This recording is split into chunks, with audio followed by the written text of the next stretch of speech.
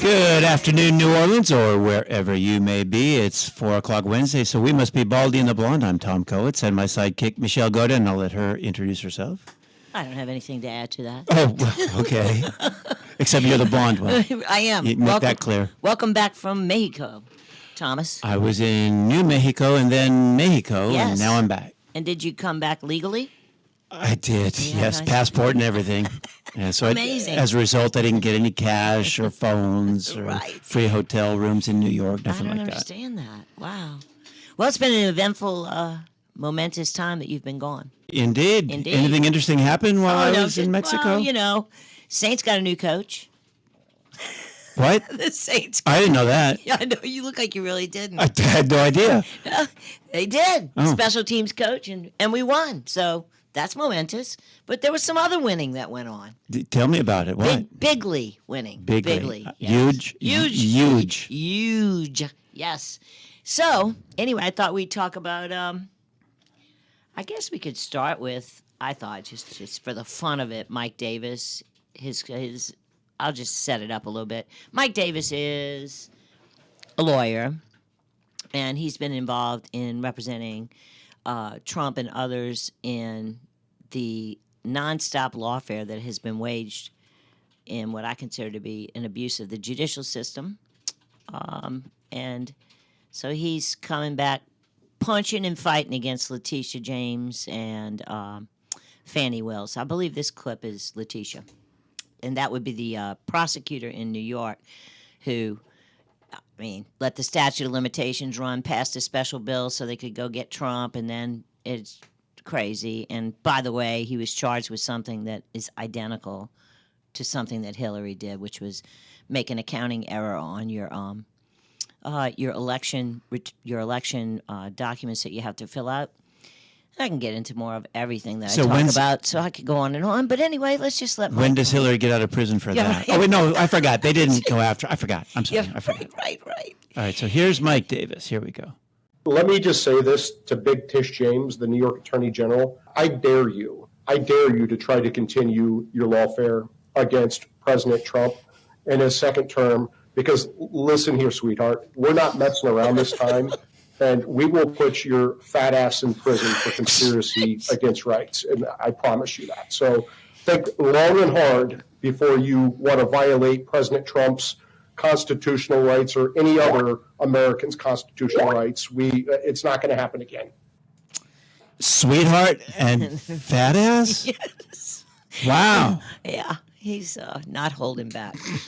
But you know, the outrage is actually warranted. It is. Well, it absolutely is. They've I been going after Trump since before he was sworn in. It's crazy. Meanwhile, literally identical and far worse actual crimes have been committed by the other side, you know, and there's no consequence. It's just crazy. Well, there hopefully will be consequences. And, Well- and I don't mean that they execute unwarranted retribution, Right. but go after the people that deserve to be gone after. And don't forgive and forget. I'm not about that. Right. Not after what these guys have pulled. No, they deserve to be investigated, and you can see that At the very least. the rats are jumping ship now because, you know, and honestly, the shoe has not been on the other foot. The Republicans have not done anything like what's been going on in the last 4 years. And it wasn't just Trump. Remember, Peter Navarro and Steve Bannon just got out of jail. Right? Yeah, literally, exactly. It's again, not just Trump. because they asserted executive privilege over subpoenas, which is a normal thing. Eric Holder did it. He was held in contempt, but nobody from the DOJ went after him and put him in jail. Meanwhile, Navarro and Bannon, now, they were put in jail over failure to abide by a subpoena from the J6 committee. And that committee's going to be under investigation. They destroyed all the evidence that we spent millions to get. All of it, gone. Well, it was an accident. I'm sure it was. The dog ate it. Like it's with the moon tapes in John F. Kennedy's brain. Please don't do that. Anyway, so, you know, and you can go like look at how did some of these prosecutions against Donald Trump happened? Well, they were orchestrated by the White House and the DOJ. It's not like Georgia, all of a sudden, Fannie Willis goes, oh, I think I'll file a case against, Trump. When, in fact, her boyfriend, the eminently Who? Nathan Wade, I don't know how to describe him nicely. Anyway, Nathan came to the White House to meet with people in the White House and billed 16 hours of his time to meet with the White House, and yet they're saying that the White House wasn't behind that prosecution of Trump and others. So, and, same thing with... Well, if the White House said it, then that's good enough for me. Oh, yeah. How could they have been involved? They would never lie. Never. And then, on the one,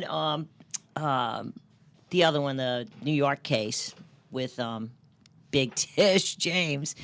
Sweetheart, you mean? Sweetheart, fat ass. Yeah, her. Big Tish, their office, what's the DA's name? It flew out of my head. But anyway, he works for her, the New York DA that's prosecuting the case in New York. Anyway, the third Department of Justice was sent to New York City, to Manhattan, to help try that case. Now, no one goes from being number 3 in the entire country, the Department of Justice, to go assist as a little DA in New York City. Right. So it's the White House running those prosecutions, and now it's turnaround time. See, It is people are going to be turnaround time, investigated but- for abuse of process, I believe. My point earlier was you don't want to sink to their level, but you do want to go after those who deserve to be prosecuted, or at least investigated. I think because so. that never even happens. They're never even investigated. Never. Nothing ever happens. We never do anything to get back. And, or just to have accountability. And wouldn't that be nice if we could have that? And, I would encourage anybody. I can't play the clip because it's really long, but a guy named Michael Schellenberger, another former man of the left, who because of the abuse of the legal system and the censorship and the spying on people, left the Democrat Party. And he's written quite an excellent article, and he has a couple of videos on X that are really worth looking at. Just him talking about what happened and why. And I'll just pick kind of maybe, he just says that, basically that we need some accountability. And he says, as Democrats weaponize the government and the justice system, basically to get rid of Trump, people realized he was being persecuted by totalitarian forces that have been around for a while, and that people suddenly started using the word fascist like it was like a normal thing, even like the New York Times. That was unheard of before. And used by Crazy. people that don't even know what the word means. Well, that's a right. hard word to identify. It is. And we can't get off on that because that really, you and I think, use the classic definition. But even that's hard to define. It is. I mean, it's usually corporations in bed with the government, yes, doing the will of the government. Right. And I would say that would be when you had the social media companies doing the censorship for the government in the 2016 and 2020 but now elections and during COVID. That word has 1,000 different meanings now. Yeah. Now it's anybody that the left doesn't like or think is authoritarian. Yeah. That's not what it ever was originally meant. No, it wasn't. But they just say it as It comes from Mussolini in Italy, but yeah, and I think he defined it as what you just said, the blending of government and corporations. So Mr. Man of the Left, Schellenberger, concludes his quite excellent article. Well, it's not concludes it, but the good news is we understand the work we have in front of us. We must defund the thought police, investigate the abuses of power by the FBI, CIA, and DHS, and replace intelligence community leaders and reform the agencies, and reform public institutions, and get some accountability for all of the awful consequences of the last 10 years. Only after those things have been done will we be in a position to forgive and perhaps forget. Reconciliation is the higher road than revenge. But reconciliations cannot happen until we confront the lies and reveal the full truth of the totalitarianism we just went through. And that's where this country is headed now, in what I think is looking like a very impressive set of appointments from Donald Trump to get things moving in the right direction, legally, and with regard to accountability, which is necessary. And also, other things like the budget and defense and all that. Well, I am Pretty exciting. cautiously optimistic. I don't know. I should say I'm hopeful, not yet optimistic, but I am hopeful that these appointments will come through and do these things that we've all hoped for many years that they would do. Yes. Now, the budget, there's been no talk about slashing the budget. There's talk about making government and different departments more efficient.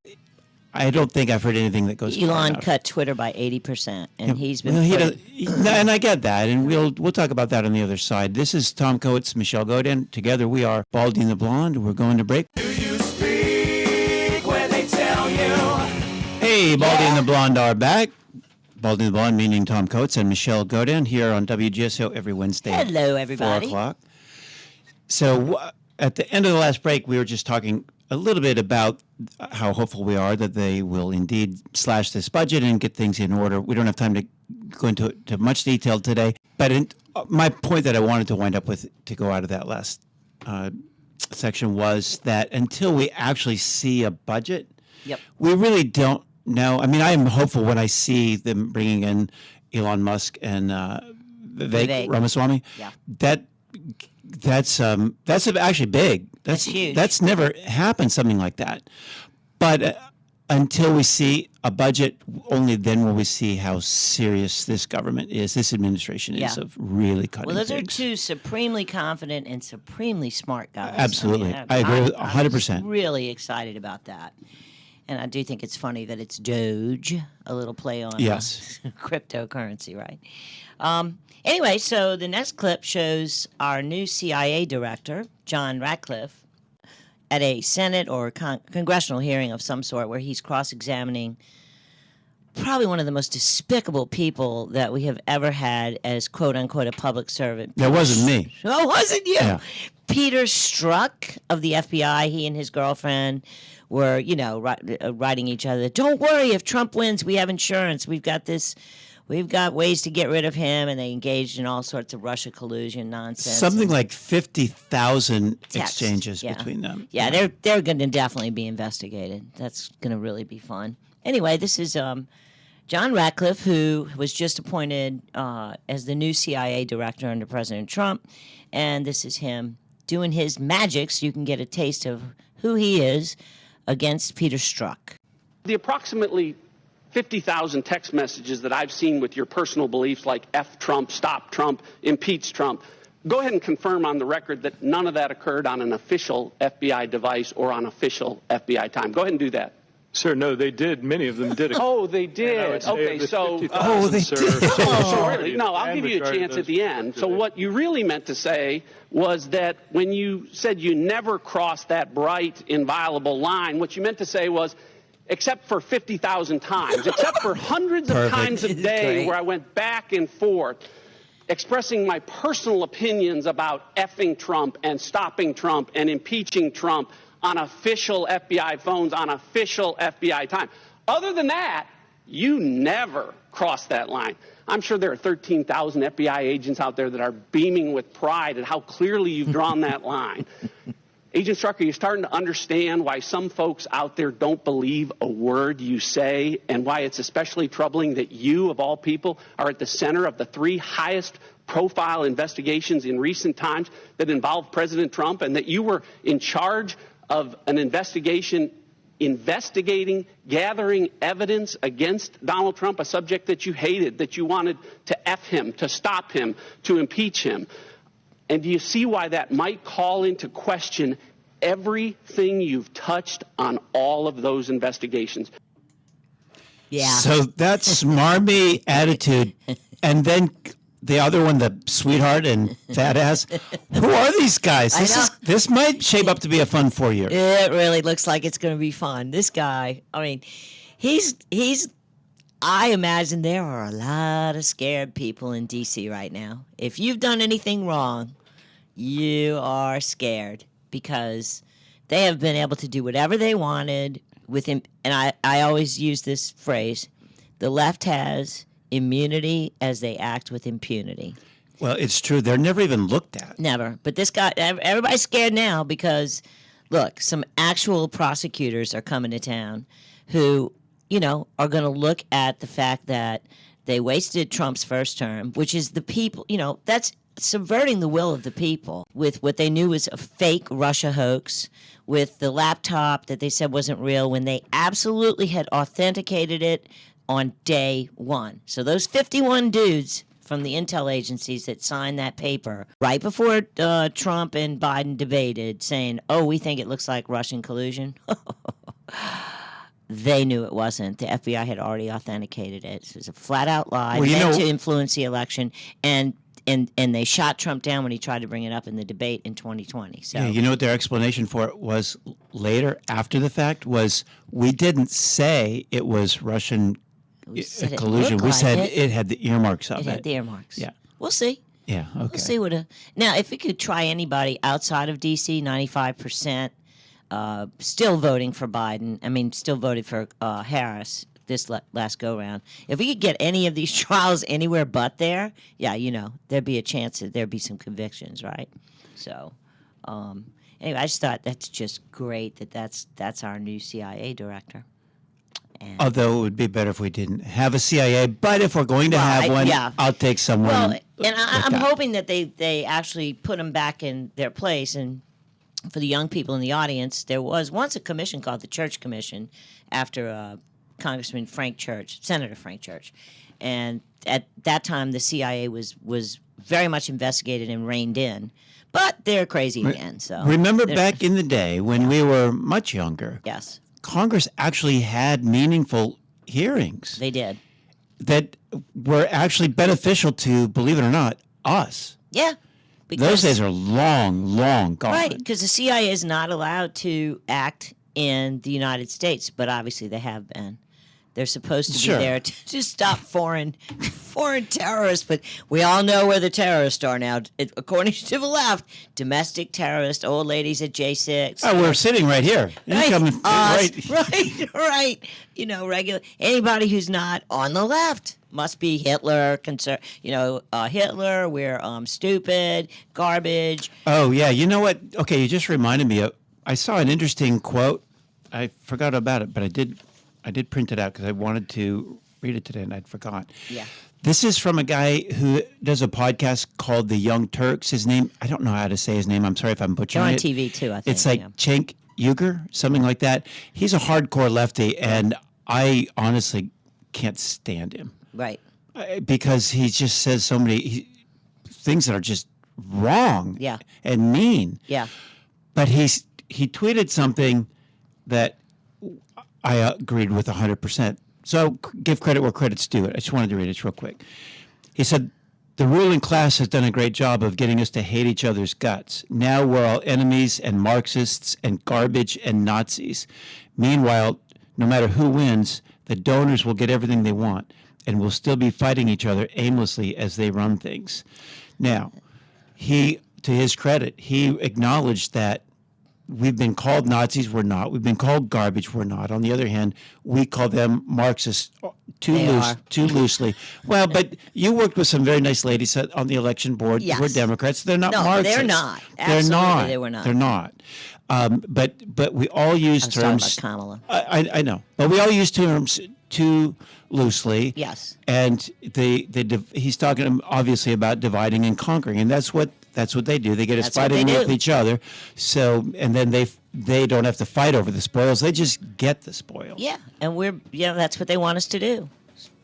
Scrabbling in the gutter while they're in the mansion above us. Lording it over us. What I was looking at earlier with Elon Musk and Vivek Ramaswamy talking about things that they can do to make things more efficient, but they don't have the authority to not send billions to Israel, to Ukraine. So that's the spoils that I'm talking about. Yeah. So when we come back, we have some more really fun clips for you. This is Baldy and the Blonde. Follow us at Baldy Blonde on Twitter and on Facebook.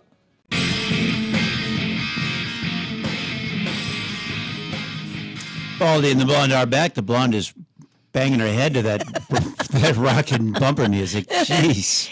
It's nothing but the 70s going on in here. Back to the discos. I want to mention to everybody that you can listen to our old shows without commercials by going to Baldy and The Blonde, and they're there nice and neat. 1, 2, 3, 4, 5, 6. Today's number 7. And you can listen with no commercials. So it's about a 35-minute thing, which is why we talk so fast, because we're trying to get through it. Yeah. So baldyandtheblonde.com, and on X, by my hero, Elon, Twitter, at Baldy Blonde. And please join our Facebook group, the Baldy and the Blonde Radio Show. Anyway, so. What do you got for us next? Well, I think next we'd like to hear, I'm sure by now the left has analyzed why Kamala got her ass kicked. So I'd like to play that, showing there. Yeah, let's hear what they have to say in their postmortems. But before we do that, I just want to say this. Yeah. If you are doing a postmortem and trying to figure out why people didn't vote for Kamala Harris, right, you should be asking people who didn't vote for Kamala Tom, Harris. Please. But they never do that. Don't be so silly. Yeah. Yeah.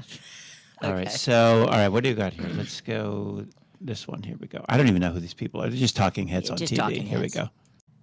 Kamala Harris ran basically a flawless campaign, but on the most elemental level, being a mixed-race woman from California maybe doomed her candidacy from the start. Yeah, okay.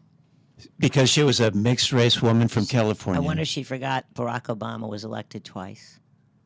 Well, So that ain't it. Anyway. and not only that, but being a mixed-race woman is largely why she was even in that position in the first place. Good point. All right, let's see. Let's find another one. The next one is... There's so many. She ran a flawless campaign. Flawless. Not one single flaw. Nothing. Flawless. Vice President Harris ran an incredible campaign. And I think because she ran an incredible campaign, it's been very telling about who we are. Okay. So she ran the perfect campaign, and the only reason she lost is because of who America is. We're not ready for a mixed race woman from California, Yes. apparently. It's on us. Not her. Lousy candidate they Not put the up. candidate or the lousy positions that she had. Correct. Yeah. Right. Let's have another. You cannot use her failed run in 2019 and hold her against her after watching this incredible campaign she's run now. Oh, my God. That one's really Incredible campaign. Incredible? You can't hold 2019 against her failed run. It wasn't a failed run. She got 0 votes. Let's be clear on that. 0. She dropped out. She was the first to drop out. In 2019. And she dropped out before the Iowa caucus. That's where it all begins, and she was gone She by had the beginning. loads of money. She was considered to be, they were trying to make her the next Obama then. Got 0 votes, dropped out. Fortunately for She her. had like 2% support Yeah. within her own party. So, but we're supposed to forget all Flawless. that. And she ran an incredible, flawless campaign. This time, It's the people's fault. it's our fault. As because- Barack said, it's the misogynist black man. Sure. It's their fault. Absolutely. It's not the Dems' fault for putting up somebody who got 0 votes in 2019, And- didn't have a primary in 2024. Right. They just put her up there with 107 days to go or whatever it was. Had nothing to do with the open borders and the inflation, which were the two driving And the forces. fact that she helped cover for a dementia Yeah. diaper, whatever. Whatever. All right, here's another one. Maybe somebody will get it right. Let's try this one. This is the last chance for somebody to No, get I it think right. we got one more Got a after few more? this. Okay. I think Kamala Harris hit her morning, marks. Joe. I think most everybody that saw her campaign thought that she far exceeded expectations and that the loss was less about the campaign she ran and more about where Americans were. There you go. It's our fault. Once again, America's fault. it says nothing about her campaign and her positions, although she didn't really ever state what they were, No. except that they kept changing. No, It because has nothing to do with the candidate. she had a record, fortunately. Everything to do with us. She had a record. It's our fault, though. She had a record. All right, here comes another one. All right, this is the last, Last one, one. I hope. This is it's the last one. Yeah, jeez. Nothing that was true yesterday about how flawlessly this campaign was run is not true now. I mean, this really was an historic, flawlessly run campaign. Queen Latifah never endorses anyone. What? Great. Did you hear that? So I hear that. it was not only flawless. The other ones were incredible and flawless. This one's flawless and historic. And her proof of that is that Queen Latifah. That's it. Case closed. That Flawless. Yes. I don't know. The only reason that she didn't win is because Americans were just not ready for a Queen Latifah endorsed mixed race woman from California. Who was in favor of all kinds of awesome things. That had nothing to do with it, though. No, Censorship, nothing to do with it. open borders, 40 million Kicking in your doors to Kicking check in on your door. guns. Yeah. Censoring you, whatever. So, did anybody at all, anyone, display any sort of like insight into why she actually lost? Okay, so what's Other than interesting? you and me. Well, actually, there is another one, but I just wanted to just circle back for just a second. They not only said, "Hey, she ran a strong campaign. She was fine. She did a great job." She was flawless. No, they went to historic, incredible, flawless, over and over. I mean, And a monarch endorsed her. An actual Queen queen. Latifah the First. Yep. So now we have Van Jones. Van Jones probably is legitimately a Marxist, by the way. No, he is. Yeah. And he's old friends literally with Kamala and her sister and their dad, the Marxist. So he did a postmortem where he did not say it was historic and flawless and incredible. Let's just hear what he has to say. Okay, let's hear What was the reason that Kamala lost? We got beat because the Republicans and the conservatives built a different media system that had to do with online, had to do with podcasts, had to do with streaming platforms, and they were spending their money there. We were laughing at them and knocking on doors in Philadelphia and Detroit. It's like, there's no Trump people. They're not dropping literature. They're not knocking on doors. We were making fun of Donald Trump for having thrown away his ground game and doing some weird stuff online. We thought that they were idiots. It turned out we were the idiots. We woke up in a body bag because while we were knocking on doors, they were making these phones into 24-hour-a-day political weapons for themselves. And so we got outflanked, outplayed, outbeat by people who told us the whole time that they knew what they were doing. That's nonsense, and he knows it. Of course. He's giving cover to Kamala Harris and the campaign for her being such a horrible candidate. Yes. So he's where the other talking heads were putting it on us, the Americans, for being misogynist, racist, whatever. Yes. He's putting it on, we're knocking on doors. We never even thought about using social media. Right. No, it's because you ran that candidate. Yeah, she was a terrible, awful, horrific candidate. And with a terrible record. And a terrible running mate. And don't forget. I forgot about I mean, him. that was the worst ticket that in my lifetime. I was born under Eisenhower. I'm a little older than I look and sound, I guess. I'm younger than I feel, though. Are you that old? Yeah, I am. I was born under Eisenhower, and I know when you were born, but I won't say. Don't, please. I'm not. Born under Reagan, I guess. Something like that. Yeah.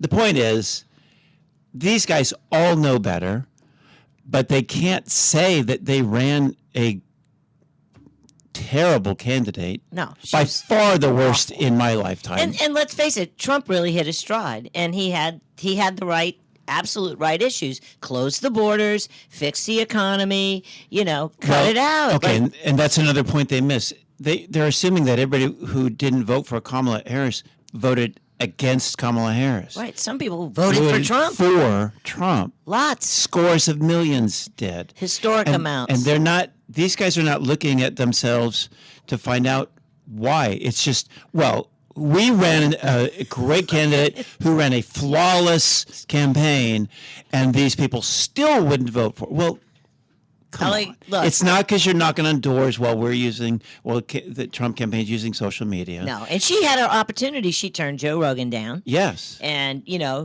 Trump went and sat for 3 hours in Joe Rogan's studio, and he's great at that. Why? Because he has a brain, and he knows what he's talking about, and he's comfortable talking. That's just it. She had to rehearse everything. She can't even. She had to have her answers edited by CBS. Yeah. Oh, now that's really. It was softball questions, short interview. Yeah. Trump went on. Rogan is like a 3-hour 3 hours. discussion, not even an Yeah. interview, it's just a conversation because he is comfortable. Yes. And he'll talk about whatever. Right. Kamala Harris, she Talked about addiction with Theo Vaughn. His brother, Trump's brother, died of alcoholism. Theo's in recovery. Talked about, just, and I think that was to Trump's advantage because otherwise the press is painting the picture of him. Oh, yeah, and for it's sure. been studied, and it's not disputed that he received 95% negative coverage by the mainstream media, and she received 98% positive. Of course. And And despite that, people are wise to it now. I don't think we'll see a debate she lost in the despite future. all that. Yes. Yeah. Okay. Yeah. I don't think we're going to see that the next campaign. We're not going to have the same. Mainstream media will not be as important. I don't think so. The long form has shown that that's where the action is. That's where the viewers are and the listeners are. And these TVs networks that edit and lie and do what you just said, 95% negative on Trump and 98% positive for Harris. Come on. So his way around it was just to be himself in front of a podcast where he could. Yeah. And it worked. It worked. He's the wiener. He is the wiener chicken dinner. So we'll be back in a little bit. This is Baldy and the Blonde at Baldy Blonde on X, and we will see you with a shocking clip on the other side, not having to do with the election. All right, Baldy and the Blonde are back. I'm Tom Coates with Michelle Godin. Hello, Tommy. Hello, Michelle E. You mentioned something you wanted to talk about. Yeah, I have some. I think. But I don't even know what it is you're referring to. Well, back in the way long ago days of the early Baldy and the Blonde. Those days. Yes, we used to talk about health quite a bit.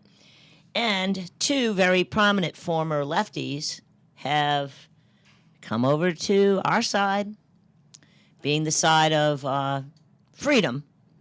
It's not all about Trump, it's all about the freedom. And one of them is Dr. Naomi Wolf, a former vanguard of feminism. She still is that. But she has really buried herself in examination of the vaccines, especially of the lack of testing for the COVID vaccines on the pregnant women who were in the trials. And I think this is a shocking clip. These are trials. Pfizer warned men who were vaccinated not to have intercourse with childbearing age women, and if they did, to use 2 reliable forms of contraception. So of the red flags of this whole disclosure, the fact that Pfizer to this day knows or suspects that there's something that could be potentially damaging in vaccinated men's semen, and they're not telling us what they're looking for, what they're worried about, is just so criminal. But anyway, and they told women not to get pregnant, but 270 women got pregnant anyway. And Pfizer lost, which you're not supposed to do, it's illegal to do that, the records of 236 of those women. Sure. Gone. 34 of the records survive. Of those 34 records of pregnant women who brought the babies to term or not, over 80% of them lost the babies. Wow. And Pfizer knew that they were causing babies to die in utero. They knew it. And in the pregnancy and lactation report, which went right to the CDC, it went right to Dr. Walensky, who, by the way, resigned 3 days after we broke this story, interestingly. It showed that 2 babies in utero died. And Pfizer concluded in that report that it was due to, quote, maternal exposure to the vaccine, end quote. They also had a chart in that report showing this many babies are vomiting because of nursing vaccinated moms, because the materials get into the breast milk, right? This many babies are in convulsions. This many babies have fever. Yeah. How is that not criminal? How is that not front page news? Right. That's like a crime. It is criminal. It's a crime against humanity. Yes. Well, there's. And they knew. Yes. And they lost, 230 of them? And lost the records, Tom. What was the other thing that got lost? JFK's brain. No, what was the other thing you mentioned earlier today? What was it? I don't know. remember. It was something earlier. Oh, I know that Liz Cheney's committee investigating the old ladies invited into the Capitol. They lost all the depositions. Speaking of Liz Cheney, isn't it interesting that the left has accepted her in. I'll take. But they've kicked out Tulsi Gabbard and Bobby Kennedy Jr. Bobby Kennedy. I'll take our. We got Elon. Dave Rubin. I'll trade our side any day. I'll take our side. You know, the good they can have the Cheneys. The good and Bill liberals, Kristol. Yeah. Well, the good liberals have left them, and they were liberals. Yes. Yes, the classical liberals, I Yes. guess you could say, but not. They're not crazy leftists. No, there's a difference. I don't think the Democratic Party is comprised of many liberals, mostly leftists now. I would agree with that. Except I will say that, I have friends that I just don't, I'm not sure, but I think most of the time when I ask people questions, they don't actually know some of the things that, that we've revealed on this show. Very Fine People, Dictator Day One, Project 2025. It's hidden from them. They don't know If you don't go looking, you're not going to find it. You got to come find Baldy and the Blonde. Okay, so now the next one, speaking of RFK Jr., we have another clip, and I'm hoping desperately that he becomes the head of FDA or CDC or something. For many years, I was saying not one of the 72 vaccines mandated for children has ever been safety tested. Never. In pre-licensing placebo-controlled trials, not one. Tony Fauci was saying he's lying. In 2016, President Trump appointed me to run a vaccine safety commission. And he ordered Fauci and Collins to meet with me with White House counsel, present. And I said to Fauci at that meeting, you say I'm lying. For 8 years, you've been saying I'm lying about this. Show me the study. And he said, I don't have it here. It's back in Bethesda. And I'll send it to you. I never got it. So I sued him. Me and Aaron Siri, and after stonewalling us for a year, their lawyers met us on the courthouse steps and said, yep, you're right. We never had any study. Wow. And they gave it to us in writing. You can go to the CHD website, my website, and you can see that letter from HHS. There's no downstream liability. There's no front-end safety testing. That saves them $250 million. Incredible, right? 72 vaccines. Because the federal government is ordering 78 million school kids to take that vaccine every year. What better product could you have? It was a gold rush. Because if you get onto that schedule, the recommended schedule, it's $1 billion a year for your company. $1 billion a year if you get on the recommended schedule with no liability. No, and you don't have to market it because it's mandated by the school. You can't go to school without your 72. Which how many did you have to go to school, Tom? I don't even know. A few, yeah. 3. Yeah. And miraculously in '86, when they changed the schedule and ever increased it, autism is sky high. So I am pleading to God that we get some investigation in what is absolutely, in my opinion, the worst thing happening in the United States is the explosion of autism in young children. And there's a reason for it, and we need to get to the bottom of it. And RFK, and he's the guy to do it. And it's a lot more than autism. Everything, that was just a small portion that's just part of it. But that's clip. 1 in 37 kids right now.